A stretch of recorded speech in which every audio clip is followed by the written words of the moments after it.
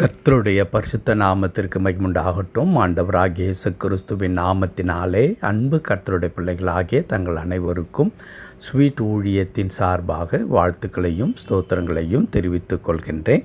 சங்கீதங்களின் புத்தகம் 23ஆம் சங்கீதம் 1வது வசனம். சங்கீதம் 23 வசனம் 1. கர்த்தர் என் மெய்ப்பராயிருக்கிறார், நான் தாழ்ச்சி அடையேன். கர்த்தர் என் மெய்ப்பராயிருக்கிறார், நான் தாழ்ச்சி அடையேன். ஆண்டவருடைய பரிசுத்த நாமத்திற்கு மகிமுண்டாகட்டும். என் அன்பு கடவுளுடைய பிள்ளைகளே, ஆண்டவருடைய பெரிதான கிருபையினால் மற்றும் ஒரு புதிய மாதத்தை நாம் காண்பதற்கு ஆண்டவர் நமக்கு கிருபை செய்திருக்கின்றார்.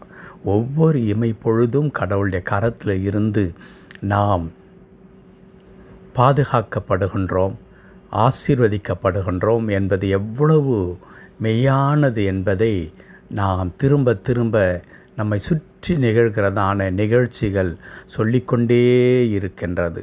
தொலைபேசியில் கேட்கின்ற செய்தியாக இருந்தாலும் அல்லது தொலைக்காட்சியிலே பார்க்கின்ற காரியங்களாக இருந்தாலும், செய்தி தாள்களிலே வாசிக்கின்ற காரியங்களாக இருந்தாலும், எதுவுமே நம்மை தைரியமூட்டுகிறதாக இருப்பதில்லை. பதறுகிறதும் பயப்படுகிறதுமான காரியங்கள் நம்மை சுற்றி நிகழ்ந்து கொண்டிருக்கும் பொழுது கடவுளுடைய இரக்கமும் கடவுளுடைய தயவும் நம் மீது இருக்கிறதினாலே ஒவ்வொரு நாளையும் நாம் கடந்து வரும்படிக்கும் ஒவ்வொரு மாதத்தையும் நாம் கடந்து வருவதற்கு ஆண்டவர் நமக்கு இரக்கம் பாராட்டுகின்றார். அவ்விதமாக இந்த புதிய மாதத்தில் வந்திருக்கின்ற நாம் இன்றைக்கு கடவுள் கொடுக்கின்ற எல்லாருக்கும் தெரிந்த வசனத்தை நாம் சுருக்கமாக தியானிக்க போகின்றோம். வாசிக்க கேட்டோம் அல்லவா? கர்த்தர் என் மெய்ப்பராயிருக்கிறார் என்று சொல்லி. ஆமாம், அன்பு கடவுளுடைய பிள்ளைகளே, இது ஞாயிறு பள்ளியிலே இருந்து நமக்கு சொல்லி கொடுக்கப்பட்ட வார்த்தை தான்.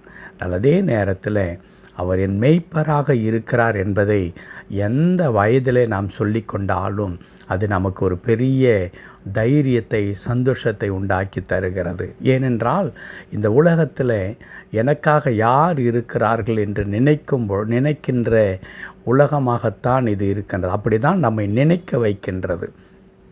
ஆனால் அதே நேரத்தில் கடவுள் என்னை மெய்ப்பராக இருந்து ஆண்டவர் எல்லாவற்றிலும் எனக்கு போதுமானவராக இருக்கிறார் என்பதை நான் நினைக்கும் பொழுது ஒரு மிகுந்த தைரியம் வருகிறது. ஆம், இதையும் நான் கடந்து செல்லுவேன், இதுவும் ஜெயிப்பதற்குரிய ஒன்றுதான் என்கிறதான விசுவாசத்தையும் நம்பிக்கையும் இந்த வசனம் நமக்கு ஏற்படுத்தி தருகின்றது. என் அன்பு கடவுளுடைய பிள்ளைகளே, இந்த மேய்ப்பன் என்கின்ற அந்த வார்த்தையில் இருந்து 3 காரியத்தை நாம் புரிந்து கொள்ள முடியும் அல்லது கற்றுக்கொள்ள முடியும். ஒன்று, மேய்ப்பன் என்பவர் ஆடுகளை தனக்கு சொந்தமாக்கி கொள்ளுகிறவராக இருக்கின்றார். ஆடுகளை தனக்கு சொந்தமாக்கி கொள்ளுகிறவர். இரண்டாவதாக, ஆடுகளை வழி நடத்துகின்றவர். மூன்றாவதாக, ஆடுகளை போஷிக்கின்றவர். இவரை தான் நாம் மேய்ப்பன் என்று சொல்லுவோம். இன்றைக்கும் நாம் கிராமங்களிலே சென்றால் அங்கே ஒரு கூட்ட ஆடுகளை சொந்தமாக வைத்திருக்கொண்டு அதை மேய்த்து கால்நடைகளை பராமரித்து வாழ்கின்ற மக்கள் அநேகர் இருக்கிறார்கள். அவர்களுடைய எண்ணமெல்லாம் எதன் மேல் இருக்கும்? அந்த ஆடுகள் மேல் தான் இருக்கும். ஏன்? ஆடுகள் தான் அவர்களுக்கு சொந்தம் என்று சொல்லி நான் சில நாட்களுக்கு முன்பதாக ஒரு செய்தியை நான் பார்த்தேன் யூடியூபில்.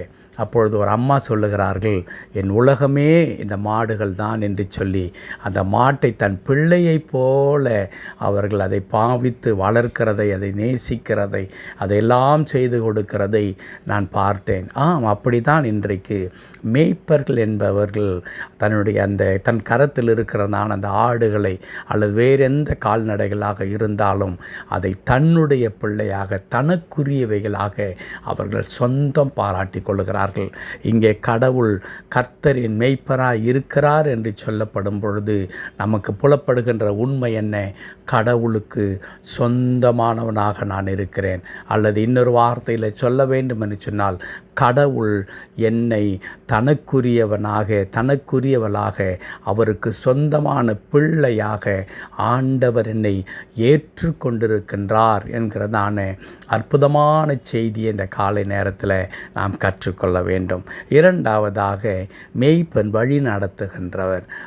ஆடுகளை அவர்கள் நடத்தி சென்று, அதுவும் அந்த ஆடுகளுக்கு எந்த துன்பங்களும் எந்த இடையூறும் வரக்கூடாது. இதைதான் சங்கீதக்காரன் அதற்கு அடுத்த வசனங்களிலே சொல்லும்பொழுது அவர் நீதியின் பாதையில் என்னை நடத்துகிறார் என்று எழுதி, பத்திரமாக சுகமாக நமக்கு எந்த தீங்குகள் வரக்கூடாது, நமக்கு எந்த ஆபத்துகள் நேரிடக்கூடாது என்று ஆண்டவர் நான் உனக்கு முன்னே போகிறேன் என்று சொல்லி ஆண்டவர் நம்மை வழி நடத்தி கொண்டிருக்கின்றார். இன்றைக்கும் இந்த ஆண்டில் 7 மாதத்தை நாம் கடந்து வந்திருக்கிறோம் என்றால் என்ன அர்த்தம்? நாம் வழி நடத்தப்பட்டு கொண்டிருக்கிறோம், கடவுளால் வழி நடத்தப்பட்டு கொண்டிருக்கிறோம். ஆமென். அன்பு கடவுளுடைய பிள்ளைகளே, நம்முடைய ஆண்டவர் நம்மை வழி நடத்துகின்ற கடவுளாக இருக்கின்றார்.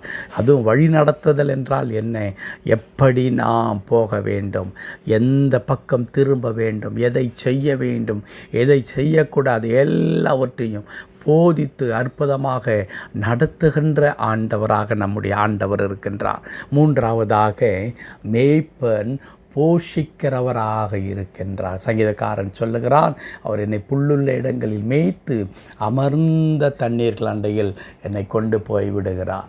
ஆமென். அன்பு கடவுளுடைய பிள்ளைகளே, நம்முடைய ஆண்டவர் நம்முடைய தேவைகளை அறிந்து நமக்கு எது நன்மையை பயக்குமோ, எது நமக்கு உகந்ததாக இருக்குமோ அந்த நன்மைகளை கொண்டு நம்மை போஷிக்கின்ற ஆண்டவராக இருக்கிறார்.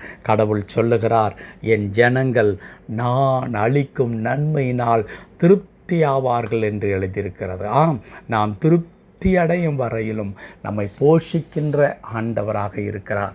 இந்த 8வது மாதத்தை காணும்படி கிருபை செய்திருக்கின்ற ஆண்டவர் இந்த மாதம் முழுவதும் இந்த 3 அனுபவத்திற்குள்ளாக நம்மை கொண்டு போகின்றார். ஒன்று, நம் ஆண்டவருக்கு சொந்தமானவர்கள். ஆகையினால் என் அன்பு கடவுளுடைய பிள்ளைகளே, எவ்வளவு வருத்தங்கள், துன்பங்கள், பாரங்கள் வந்தாலும், யார் நம்மை நேசித்தாலும், யார் நம்மை புறக்கணித்தாலும், யார் நம்மை அவதூறாய் பேசினாலும், அல்லது யார் நம்மை வெறுத்து ஒதுக்கினாலும் நாம் சொல்ல வேண்டும், இவர்கள் என்னை கைவிட்டால் என்ன, இவர்கள் என்னை மறந்தால் என்ன, அல்லது இவர்கள் என்னை கண்டு கொள்ளாமல் இருந்தால் என்ன, நான் என் ஆண்டவருக்கு சொந்தமான மகளாக நான் இருக்கின்றேன். ஆண்டவர் என்னை தம்முடைய உள்ளங்கையில் வரைந்து இருக்கின்றார். நான் அவருக்கு சொந்தமாக இருக்கிறேன். என் அன்பு கடவுளுடைய பிள்ளைகளே, நாம் கடவுளுக்கு சொந்தமாக இருக்கிறோம் என்பதை நாம் ஒரு நாளும் மறந்துவிட வேண்டாம். அதை நினைத்து நாம் ஆண்டவருக்கு நன்றி செலுத்த வேண்டும். அதோடு மாத்திரமல்ல, இந்த மாதம் முழுவதும் நம்முடைய ஆண்டவர் பாதுகாப்பாக பத்திரமாக எந்த பாதையில் நாம் நடக்க வேண்டுமோ அந்த பாதையில் அழகாக நம்மை நடத்துவதற்கும் அவர் போதுமானவராக இருக்கிறார். இறுதியாக இந்த மாதம் முழுவதும் கடவுள் நம்மை போஷிப்பார். நம்முடைய தேவைகள் எல்லாவற்றையும் ஆண்டவர் சந்திப்பதற்கு அவர் வல்லவராக இருக்கிறார். கர்த்தருடைய பிள்ளைகள் பசியினால் வருந்துவதையோ பற்றாக்குறையாக இருப்பதை ஆண்டவர் விரும்புகிற கடவுள் அல்ல. எல்லா தடைகளை நீக்கி, எல்லா குறைவுகளை நீக்கி, ஆண்டவர் எப்படி 5 அப்பத்தையும் 2 மீன்களை கொண்டு நாம் போஷித்தாரோ அதே வண்ணமாய் நம்மை ஆசீர்வதிப்பதற்கும் போஷிப்பதற்கும் வல்லவராக இருக்கிறார். ஆகவே என் அன்பு கடவுளுடைய பிள்ளைகளே, இந்த மாதம் முழுவதும் கர்த்தர் என் மெய்ப்பராய் இருக்கிறார், நான் தாழ்ச்சி அடையேன் என்று சொல்லி விசுவாசத்தோடு அறிக்கை செய்வோம். ஒரு குறைவும் இல்லாமல் இந்த மாதம் முழுவதும் கடவுள் நம்மை பார்த்து கொள்வதற்கு அவர் போதுமானவராக இருக்கிறார். ஜெபிக்கலாமா? கிருபை நிறைந்த நல்ல ஆண்டவரே, உம்மை துதிக்கிறோம், உமக்கு நன்றி செலுத்துகிறோம். கர்த்தாவே, இந்த புதிய மாதத்தை காணும்படி எங்களுக்கு கடவுள் கிருபை கொடுத்ததற்காய் தோத்திரம் ஐயா. இந்த புதிய மாதத்தில் என் ஆண்டவர் புதிய கிருபைகளை கொடுத்து எங்களை நடத்துகிறவர். இன்றைக்கு நாங்கள் தியானித்த வார்த்தைக்காய் ஸ்தோத்திரம். ஆண்டவரே, நாங்கள் உமக்கு சொந்தமானவர்களாக இருக்கிறோம். ஆண்டவரே, உம்மால் வழி நடத்தப்படுகிறோம், உம்மால் போஷிக்கப்படுகிறோம். ஆகவே தான் வசனம் சொல்லுகிறது, நீர் எங்கள் மேய்ப்பனாயிருக்கிறீர் என்று சொல்லி இந்த மாதம் முழுவதும் கர்த்தாவே எங்கள் ஒவ்வொருவரையும் நீர் மேய்த்து வழி நடத்துவதற்கு தகப்பனே நீர் போதுமானவராக இருக்கிறதற்காய் தோத்திரம். அடியனோடு இணைந்து ஜெபித்து கொண்டிருக்கிற என் அன்பு கடவுளுடைய பிள்ளைகள் ஒவ்வொருவர் மீதும் அப்படிப்பட்ட கிருபை இருப்பதாக. இன்று மட்டுமல்ல ஆண்டவரே, இந்த மாதம் முழுவதும் எங்களை பாதுகாத்து நீர் வழி நடத்தப் போவதற்காய் தோத்திரம் அர்ப்பணிக்கிறோம், பொறுப்படுத்திக் கொள்ளும். மீட்பர் நாமத்தில் ஜெபிக்கிறோம் எங்கள் நல்ல பிதாவே. ஆமென், ஆமென்.